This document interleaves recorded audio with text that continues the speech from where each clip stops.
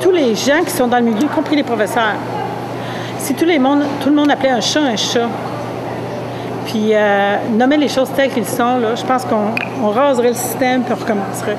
L'éducation, sa finalité, c'est le bonheur de l'enfant. Pas uniquement maintenant, mais son bonheur, si vous voulez, sur une échelle longue. Alors donc, je dirais, c'est réconfortant. Et Magagoshi disait, mais si l'enfant n'est pas heureux, qu'il vient à l'école, il n'apprendra pas. C'est vrai.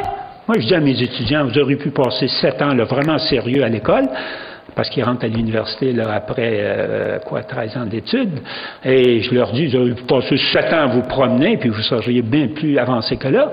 Parce qu'en général, les enfants, quand ils rentrent à l'école, le cerveau il est en off, je dirais presque la moitié du temps, sinon plus. Comment voulez-vous apprendre? Alors qu'un enfant qui jouit de quelque chose, une nouvelle expérience, nouveau voyage, bon Dieu, ça rentre, ils sont des éponges, que ce soit une langue, un jeu, peu importe. Donc nous, les éducateurs, on les écœure. Après, on se demande pourquoi on a de la discipline, pourquoi on a de la difficulté, pourquoi ils n'apprennent pas, pourquoi ils foutent le camp. C'est parce que peut-être certains, comme M. Renal disait, c'est la survie, ils se protègent. Qu'est-ce que tu penses de l'école en général, avec l'école traditionnelle? Quel impact tu penses que ça a sur les enfants, sur les adolescents par rapport?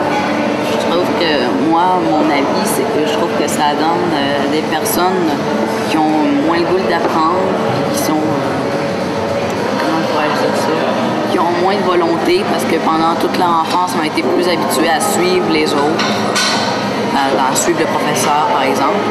C'est comme ça. Donc, c'est ça. Mais ça apporte que là, comme on n'est plus obligé d'apprendre, ça fait que c'est nous qui décidons d'apprendre. Donc, on apprend quand on veut. Ça veut dire que quand on fait quelque chose, on ne le fait pas parce qu'on est obligé, mais ça le fait parce qu'on le veut. Donc, le fait qu'on ait la volonté de le faire, ça permet de progresser plus dans cette matière que si on le faisait parce qu'on était obligé, puis on ne veut pas.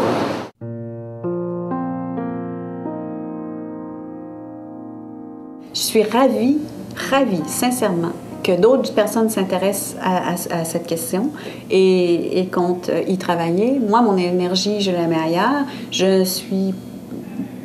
ne suis pas pour la réforme, je suis pour la révolution. Alors, moi, j'ai pas l'intention de mettre mon temps et mon énergie à travailler avec cette institution qui, à mon avis, est pourrie à la base. Alors, pour moi, la solution, c'est d'abattre cette institution et de la remplacer par... Il y a tellement d'autres choses qu'on peut faire. On n'a pas le choix que les solutions viennent dans le système en ce moment parce que enlever les enfants de l'école, ça ne marchera pas. Ils iraient où? Qu'est-ce qu'ils feraient? On n'est pas habitué de les avoir dans notre société, dans nos communautés. Les parents, ils travaillent. Il y en a beaucoup qui n'ont pas le choix de travailler les deux parents juste pour survivre. Je parle même pas les parents qui sont habitués d'avoir les deux qui travaillent puis qui veulent cette liberté de travail-là. Il y en a beaucoup qui n'ont pas le choix.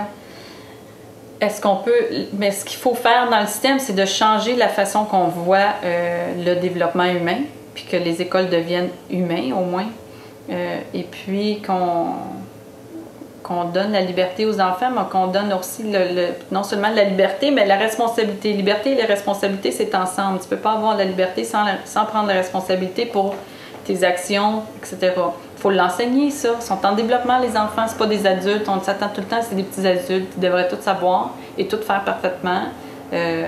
Non pas faire d'erreurs, non pas faire de gaffes, non pas faire de mauvais coups. Ils sont supposés déjà être parfaits. Fait qu'on a enlevé ce temps-là humain de développement, d'apprentissage. Ils sont supposés faire des fautes, puis de se blesser, puis de blesser les autres accidentellement. Puis c'est de même qu'on apprend à être en relation, puis on est l'exemple. Mais dans le système, si on pouvait leur donner la responsabilité de gérer les écoles, comme font les écoles alternatives démocratiques, ça se ferait dans une grande école, mais c'est parce qu'il faudrait redonner le pouvoir et il faudrait être en relation égale. Il faudrait arrêter de voir les enfants comme des moins carrés. Oui. Mon expérience dans le monde des affaires, etc., très conservateur. Ensuite, je me retrouve chez le groupe radical en éducation, puis je vois vraiment maintenant ma mission à apporter les informations, les solutions que j'ai retrouvées dans le côté de l'éducation radicale, le rapporter dans les courants de pensée populaires pour qu'on puisse apporter les solutions qu'on a besoin au système. Est-ce que c'est vraiment au système ou c'est au niveau des enfants? C'est au niveau des enfants, mais c'est le système qui a besoin de faire des changements pour apporter ça aux enfants. J'espère inspirer le côté d'éducation radicale parce que on ne veut pas tout jeter de ce qui existe déjà. On veut aller chercher la créativité, les capacités humaines qui existent, là. C'est juste qu'ils sont dans un paradigme, puis aussitôt qu'on peut se rapprocher les deux côtés, on peut trouver des solutions extraordinaires, puis qui apportent des solutions extraordinaires, intéressantes, excitantes, puis qui incluent tout le monde. Là, on est comme deux camps, là. Je trouve que je suis comme entre les deux camps. Les radicales, ils trouvent pas que je suis radicale dans mes pensées, puis etc., mais ils me voient aussi mon côté affaires. J'ai de l'air souvent d'une femme d'affaires quand je vois leurs réunions, puis souvent ils ont de l'air plutôt hippie, puis etc. Puis j'adore ça, je trouve ça excitant, plein de passion, plein de créativité. Mais moi j'ai de l'air bien straight, conservatrice. Là. Je suis en train d'écrire un livre sur ce que j'ai appris, mon histoire, mes expériences avec mon fils, mais aussi ce que j'ai appris dans mes recherches et ce que je comprends maintenant d'un être humain, de comment on apprend, comment on enseigne et comment on scolarise, ce qui n'est pas pareil. Aider les gens à réaliser que la façon qu'on enseigne n'est même pas alignée avec la façon dont le cerveau il se développe. Aussi, je veux emmener les gens à travers un processus interne pour les aider à réaliser où ce que l'école les a affectés, négativement ou positivement. Puis comment est-ce que c'est important dans leur vie, comment est-ce que ça continue à les affecter dans leur vie sans qu'ils réalisent, parce que le subconscient est extraordinaire, c'est dur à expliquer en 2 minutes. Il faut faire le processus, il faut venir à une conférence. Puis d'ouvrir une discussion. Moi, je veux juste les gens n'ont pas besoin de me croire, mais de commencer à questionner, d'aller faire leur propre recherche, puis de me questionner.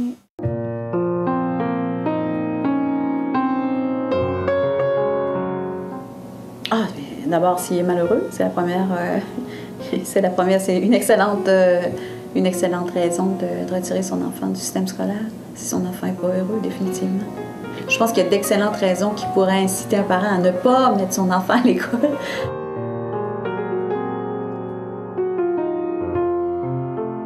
Ça prend la compassion, numéro 1, envers notre enfant, puisque notre enfant vit. Nos enfants, les enfants des autres aussi, de voir que les enfants c'est pas juste notre enfant. On se pense tout seul, hein, on réalise pas là, les enfants des autres qui souffrent. Il faut devenir courageux, mais on l'a tout le courage. Il n'y a pas de qualité qui manque en dedans de nous, c'est juste de les ressortir. Mais quand on réussit à se regrouper, à améliorer ou à agrandir nos connaissances puis notre conscience autour de ça, puis à se questionner de plus en plus, à être de plus en plus ouvert, on devient courageux parce que on réalise qu'on n'a pas le choix. Là. Il y a des enfants qui se suicident, il y a des enfants qui menacent les autres, il y a des enfants qui tuent. Puis il faut avoir la compassion on envoie notre enfant dans ce système-là à tous les jours. Sans compassion, c'est ça qui nous manque. Vraiment ça qui nous manque. On est froid, mais c'est parce qu'à quelque part, il fallait qu'on se ferme le cœur pour pouvoir survivre. Fait que ça faisait partie de notre... On pense que nos enfants, il faut qu'ils fassent pareil, mais non. C'est que nous autres, on a besoin de guérir cette partie-là puis de réouvrir notre cœur envers nos enfants puis ce qui se passe dans leur vie. Il faut avoir la confiance en soi. Que aussi on n'a pas. Il nous manque beaucoup de confiance en soi, de croire en nos croyances, d'avoir le courage, mais le courage, ça vient de la confiance aussi, parce que on pense encore une fois c'est juste nous autres, ou on réalise pas que mais oui, mais je suis intelligente, moi.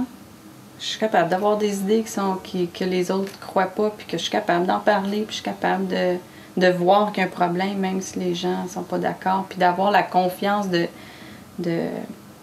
partager, puis de se croire, de s'écouter. C'est super important, parce que même juste faire l'école à domicile, qui est déjà quand même un petit peu connue, on se méfie beaucoup de ça. Là, on se fait attaquer par nos familles, on se fait menacer de la DPJ ou autre chose là, par nos familles. Faut vraiment avoir la confiance en soi pour pouvoir en parler. Les parents sont davantage confrontés à un problème où ils se sentent démunis, où ils ne sont pas au courant qu'il y a d'autres alternatives qui existent. Je pense que le problème est davantage là. Ça ne demande rien en particulier à part le vouloir de le faire. La volonté. La volonté, le fait de... Puis quand on peut se retrouver de plus en plus de personnes, ben ça l'aide à donner la confiance, à donner le courage. Et la question monétaire n'a aucune importance quand il s'agit de l'éducation des enfants, qu'il y a toujours moyen de moyenner, qu'il y a moyen d'être imaginatif, créatif, avec 3 chandelles, puis un peu de... c'est certainement pas une raison pour ne pas faire l'école à la maison. On parle d'un parent, mettons, que leur enfant a des défis à l'école, etc. La première chose que je dirais, c'est de s'écouter. Parce qu'on se questionne et on écoute les experts. On connaît notre enfant, on est certain de notre chose, mais on n'a pas le courage de nos convictions, comme on dit. On n'a pas le courage de vraiment dire non, tu sais pas quoi, il doit y avoir une autre solution, ou non, c'est pas vrai que mon enfant a ce problème-là, c'est vraiment rien qu'à l'école, c'est vraiment rien qu'avec ce prof-là, ou c'est vraiment rien que dans cette situation-là, incluant le Ritalin et les autres drogues, c'est rien que quand ils sont à l'école qu'ils en ont besoin, parce qu'il faut qu'ils fitent dans l'encadrement de la classe. S'ils seraient en train d'apprendre en pleine liberté, dans un environnement, encore une fois, qui est très stimulant, il n'y aurait pas ce problème-là, il n'y aurait pas besoin de drogue. Fait que puis le parent, il sait ça. Il voit, il a l'expérience, il ressent les douleurs de son enfant. I think that in Montreal, like many places, there are kind of two forces working opposite each other.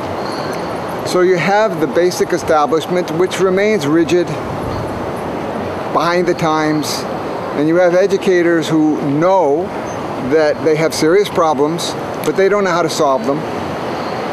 And so what they do is they reach for the only thing they knew, which is the system. They say, well, we have to have more standards and more teaching to the test and more days of the year and more years of the month and more whatever. Pour moi, toutes les autres alternatives qui sont de l'ordre de prendre des distances par rapport au curriculum du gouvernement ou qui prennent des distances par rapport à l'institution scolaire, je les trouve tout de même pertinentes et intéressantes, que ce soit les écoles Waldorf, Montessori, les gens qui pratiquent réellement l'école à la maison comme telle. Pour moi, ce sont toutes des alternatives valables et intéressantes qui méritent d'être connues, c'est sûr. Je me sens solidaire de tous ceux qui pensent un peu différemment.